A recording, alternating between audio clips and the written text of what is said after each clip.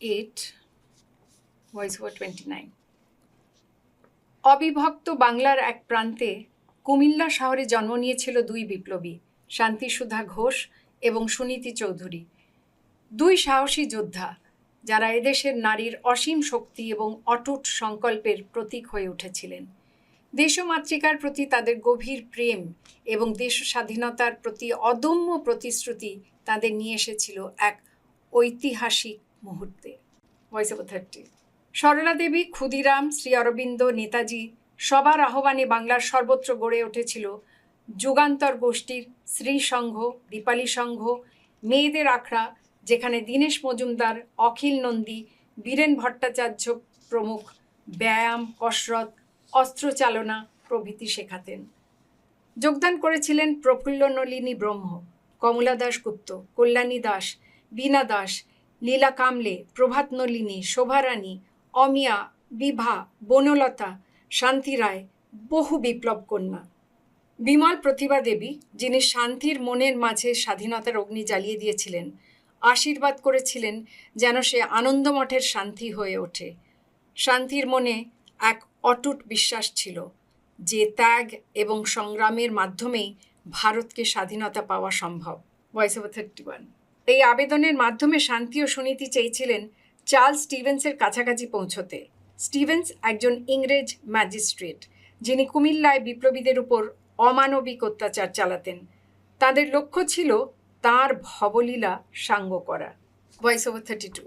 শান্তি, যিনি স্বামী বিবেকানন্দের আদর্শে অনুপ্রাণিত, এবং সুনীতি, যিনি নিজে থেকে স্বপ্ন দেখেছিলেন, তারা এক চমকপ্রদ মুহূর্তে স্টিভেন্স নিধনে সামিল হন, সঙ্গে বীরেন ভট্টাচার্য, সতীশ রায়, অখিল নন্দী। এদের সাহায্যেই অস্ত্র হাতে পায় দুই কিশোরী।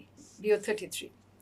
স্টিভেন্স যখন তাদের লিখিত আবেদনপত্র নিয়ে ফিরছিলেন, নির্ভীক শান্তি সুনীতি নিখুঁত লক্ষ্যে গুলি চালায়। স্টিভেন্স গুলিবিদ্ধ হন। তাদের এই ত্যাগ, দৃঢ়তা এবং সাহসিকতা বাংলার ইতিহাসে চিরকাল অমর হয়ে থাকে। বিও 34। আদালতের কাঠগড়ায় দাঁড়িয়ে দুই অল্প বয়সী মেয়ে, শান্তি ও সুনীতি। তাদের বয়স মাত্র 14 ও 16, কিন্তু তাদের চোখে অদম্য সাহস, বিচারকের দিকে পেছন ফিরে থাকা তাদের দৃঢ় প্রতিবাদ। বিও 35।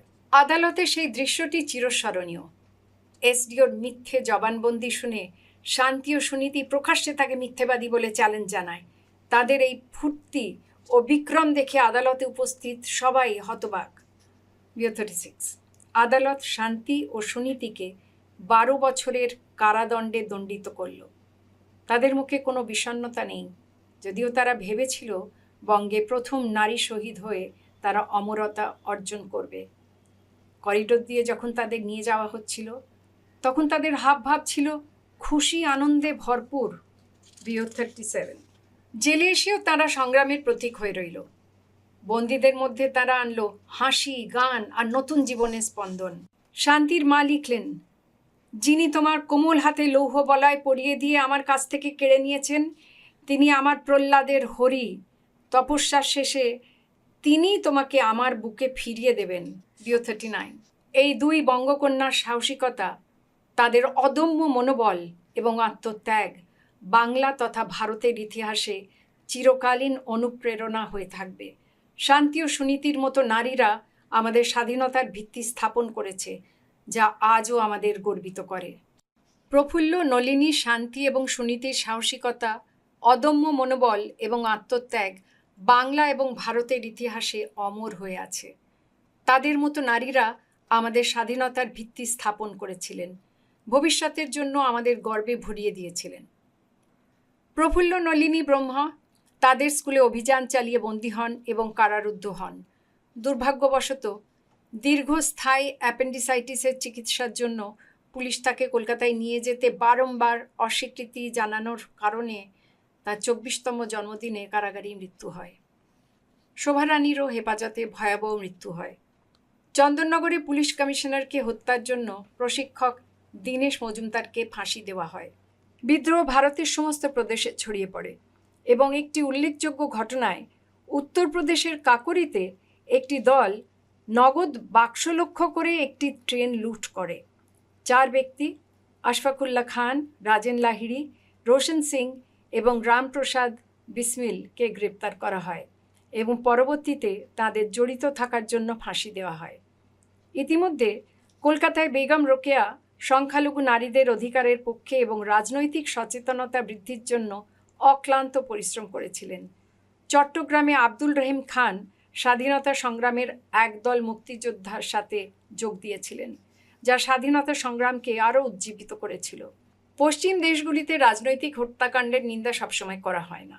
এমনকি চিন্তাশীল এবং সম্মানিত ব্যক্তিরাও যারা এই ধরনের কাজ করে যদি সফল হয় তবে প্রায়শই বীর হিসেবে সমাদৃত হয়। যদি ধরা পড়ে এবং মৃত্যুদণ্ড কার্যকর করা হয় তবে তাদের শহীদ হিসেবে স্মরণ করা হয়। তাদের খুব কমই কেবল খুনি হিসেবে চিহ্নিত করা হয়।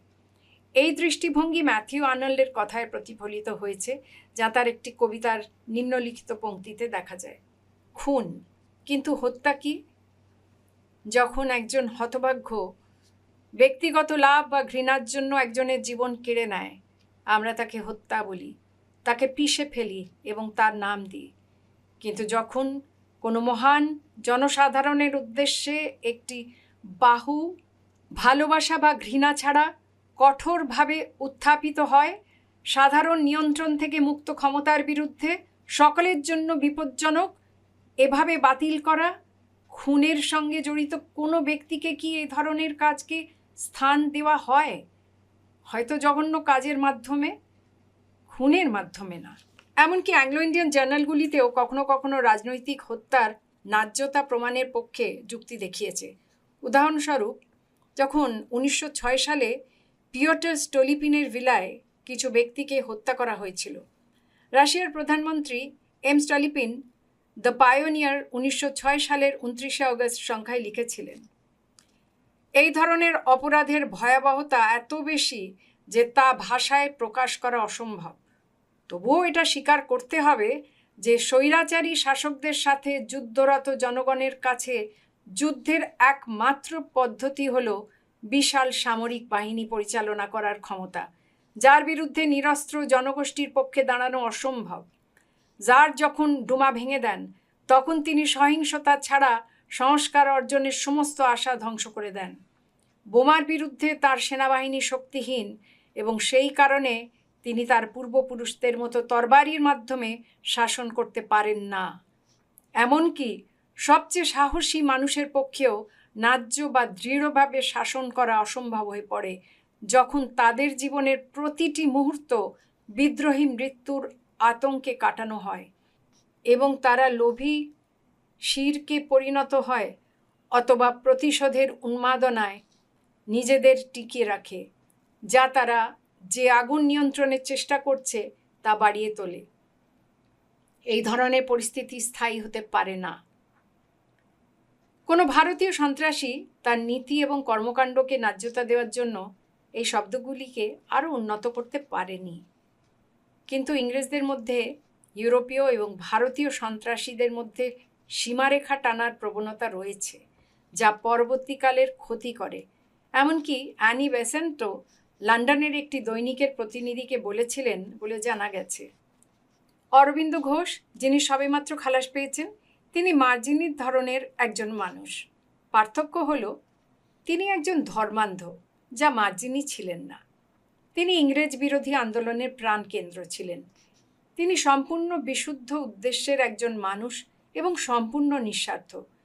তার ব্যক্তিগতভাবে কোনো কুঠার নেই, তবে তিনি বিপজ্জনক, কারণ তিনি এমন যে কোনো পদ্ধতি ব্যবহার করেন যা ব্রিটিশ শাসনকে বিপর্যস্ত করবে। আমাকে স্বাধীনতা দাও, নইলে মৃত্যু দাও। Patrick Henry. Give me liberty or give me death. Patrick Henry.